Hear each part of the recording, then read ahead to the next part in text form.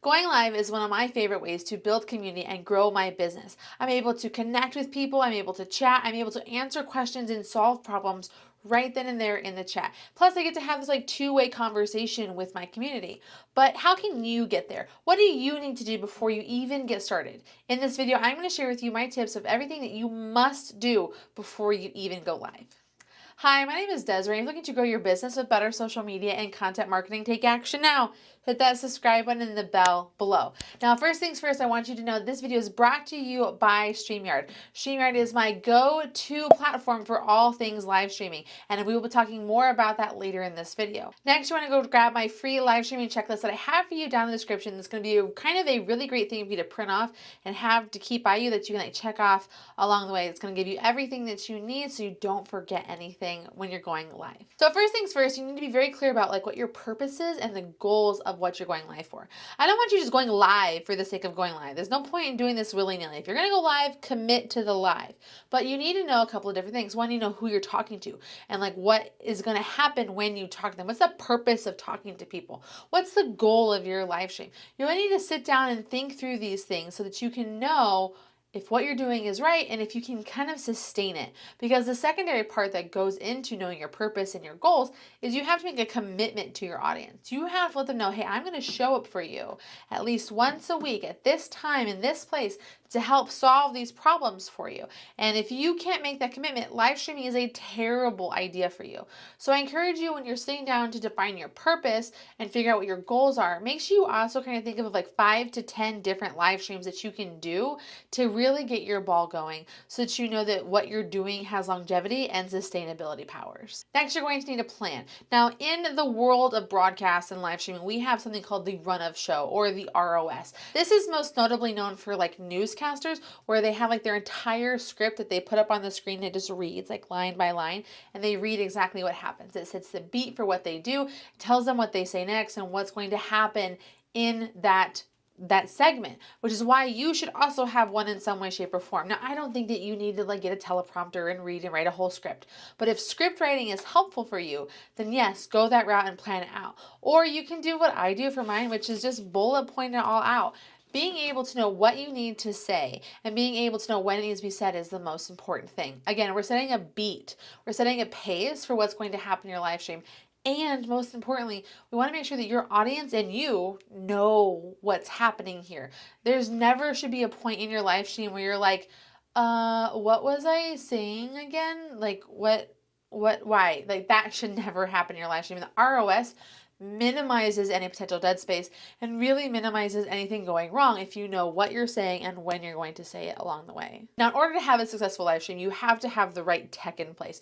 And there are some very specific things I'm going to encourage you to have. They are not expensive. They are not hard to get. They're not going to be this whole complicated thing, but they are very necessary to make your live stream work. First things first, you need the internet. Now, I know that should be duh, Desiree, situation, but in fact, this is not as easy as you might think because you don't just need internet. You need really fast internet where you are directly connected into it. So you having Wi-Fi is not going to work as well as if you are having that direct Ethernet connection going on.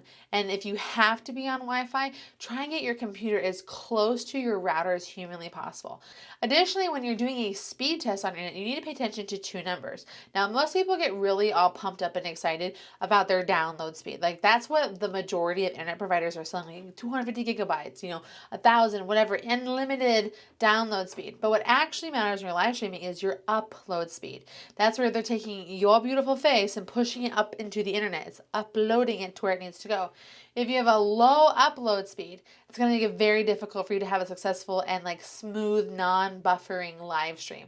So really make sure that you do a speed test, start your computer over before you do anything before you go live, because it's going to be very helpful for you to have that base of success. Now, when it comes to the device that you're doing these things on, I highly encourage you to use a desktop or a laptop.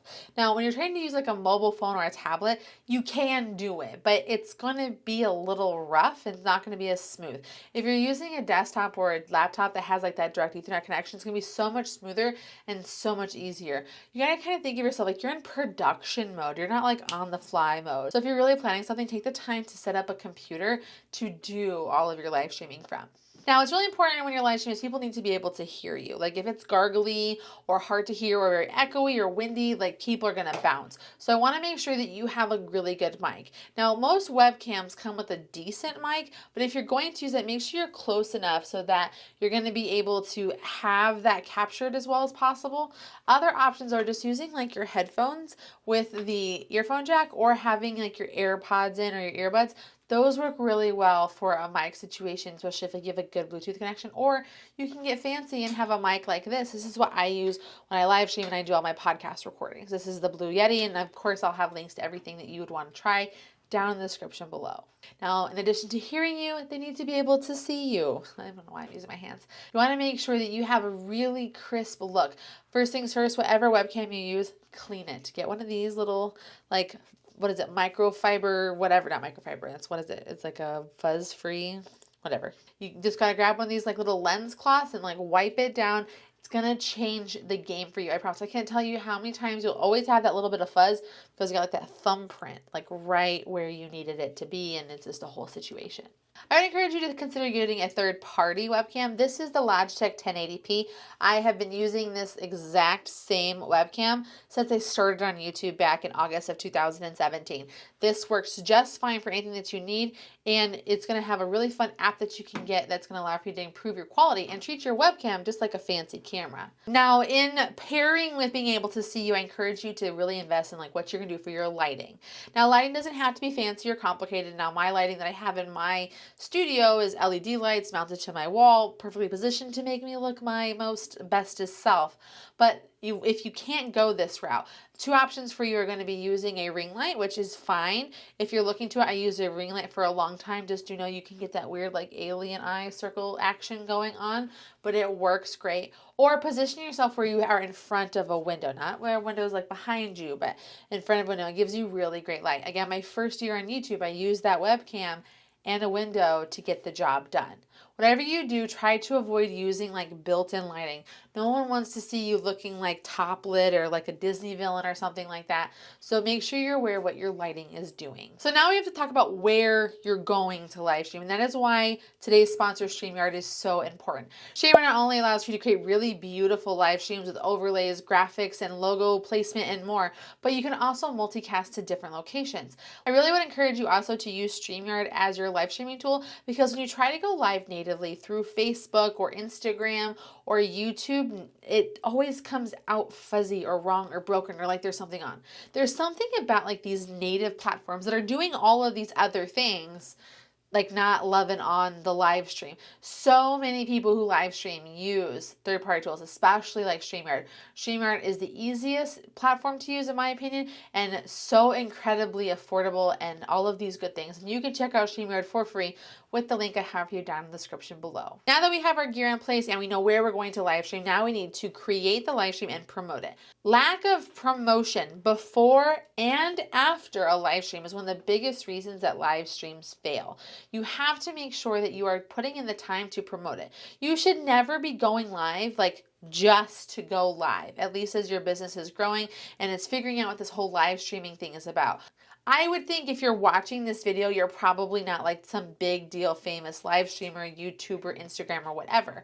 So you need to build up to that point, right? And in order to build up to that, you have to plan, you have to schedule, and you have to take the time to let people know this is going to happen. Just scheduling something and hoping people show up is not going to work. Keep sharing and talking about it so that when you go live, people are there to have a conversation with you and you are there to give them the value you're promising. My last tip for you is I want you to give yourself some grace. It is such a hard thing to do what you're about to do. Going live is not easy. It's very vulnerable. It's very raw. It's very real. It's why people literally go to college to become broadcasters, and that's a whole situation in itself. You're not supposed to be good at anything that you do for the first time. You're not supposed to be good at anything that you do for the fifth time.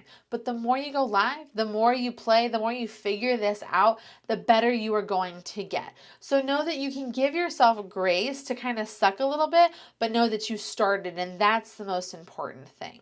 Now, if you're wanting to dive into using Streamyard more so that you can understand how the interface works and all the capabilities that it has, watch this video I have for you right here, because it's going to walk you through everything you need to know, and watch this video right here because YouTube thinks that you are really going to like it. And until next time, I'll see you soon.